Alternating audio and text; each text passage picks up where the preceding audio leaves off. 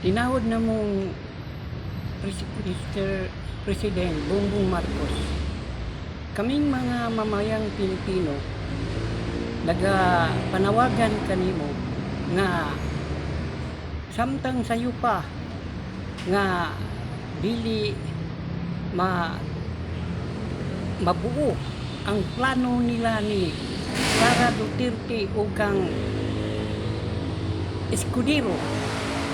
Kay kung mabuo ka na, lisod na, Mr. President, kinahanglan nga ang tingog sa katawhan nga mailisan na siya sa pagka Vice President.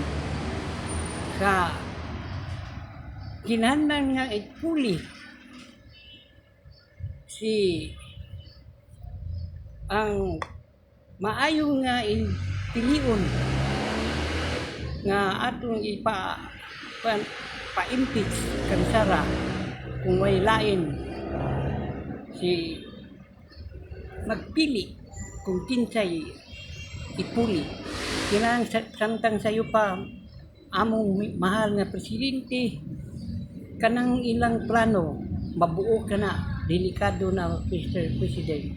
Kinahanglan nga naa sa imong makamot kaming mga mamayan Pilipino nanawagan nga samtang sayo pa dili pa moabot ang 28,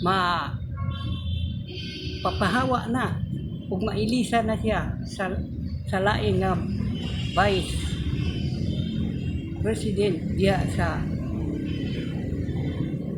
iyang giingkuran. Kinahanglan nga mawala kana si Escudero kay nagtaas kayo ang sungay